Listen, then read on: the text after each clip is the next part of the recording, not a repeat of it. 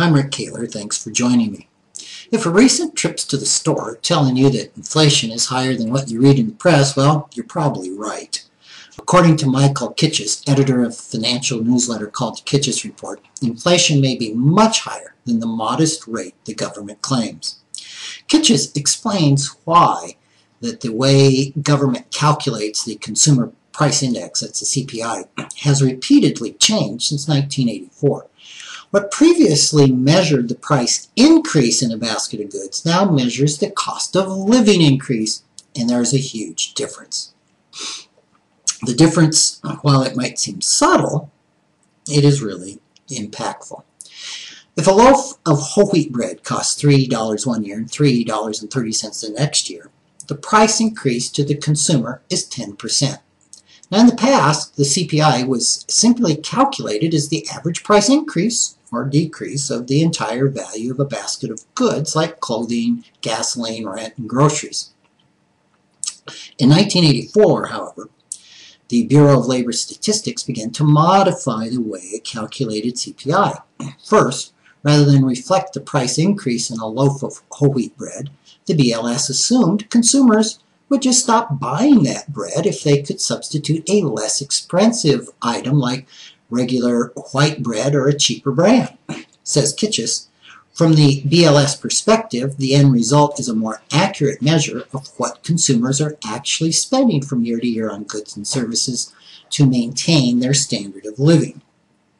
Still, the original goal of the CPI, to measure price changes in goods and services, no longer applies.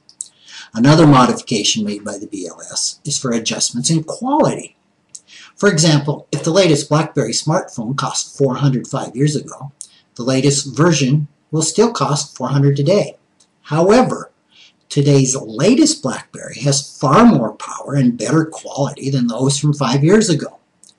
Thus, the BLS will contend the cost of an equivalent BlackBerry has fallen and adjust the cost downward to reflect the higher quality, even though the price hasn't changed.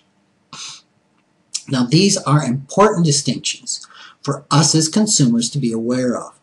A simple comparison of prices for a fixed basket of goods versus a comparison with the BLS adjustments gives a very different perspective on inflation. According to Shadowstats.com, using the pre-1984 model of the CPI shows price increases in goods and services averaging about 10% a year for the past decade. However, the modified CPI, which is now more a measure of the increase in the cost of living, shows an average increase of around 2%. As Kitces notes, the CPI itself is no longer an accurate reflection of inflation because it no longer measures a fixed basket of goods. Now, this gimmickry is one reason why I'm a bit gun-shy of the popular TIPS, that is, Treasury Inflation Protected Securities, government bonds. Theoretically, the principal of a TIPS bonds, again, which is a government bond, adjusts annually for inflation. That's a good thing. So if inflation is 5%, the principal of a $1,000 bond increases by 5% to $1,050. Yet TIPS bonds are not really tied to price inflation, are they? But rather to the increase in the cost of living because they are tied to the CPI. So in my mind, this really raises a critical question. If the borrower of the bond, who is the U.S. government, is the sole determiner of the index that establishes the interest rate they are paying, isn't that a huge conflict of interest? That certainly is. The CPIS modifications have substantially lowered the cost of borrowing to the U.S. government. So the bottom line is the current inflation rate is about 5 times higher than the annual cost of living estimate.